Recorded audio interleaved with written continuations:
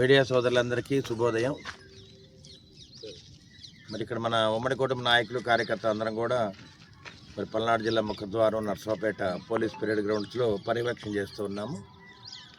రేపు సోమవారం జరగబోయే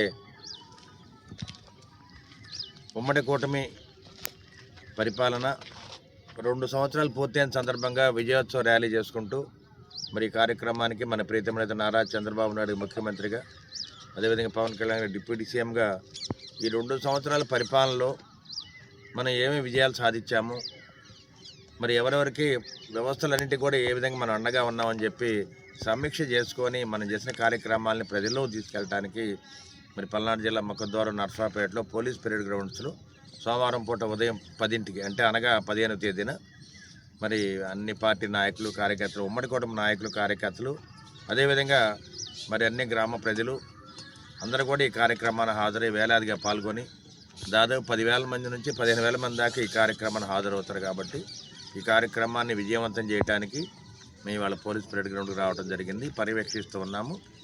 అన్ని విధాలా ఒక మంచి ప్రభుత్వాన్ని, ఒక మంచి నాయకులు నారా చంద్రబాబు నాయుడు గారు, పవన్ కళ్యాణ్ గారిని, అదేవిధంగా ఉమ్మడి కూటమిలో మరి బీజేపీ నాయకులు అందరూ కూడా కలిసికట్టుగా ఈ సభను విజయవంతం చేయాలని చెప్పి మీడియా మాకు తెలియజేస్తూ మరి ఈ కార్యక్రమానికి మరి ఇది లింగొండ జరుగుతుంది కాబట్టి మరి లింగొండ నాయకులు పెద్దిరెడ్డి గారు, అదేవిధంగా ఉమ్మడి కుటుంబ నాయకులు అందరూ కూడా రావడం జరిగింది.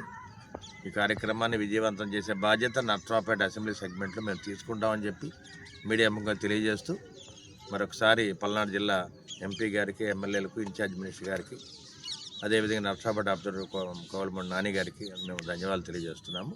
అందరూ కూడా సమిష్టిగా ఈ కార్యక్రమంలో పాల్గొని విజయవంతం చేయాలని చెప్పి నర్సరావుపేట ఎమ్మెల్యేగా, హెడ్ క్వార్టర్ ఎమ్మెల్యేగా నేను కోరుతూ ఉన్నాను.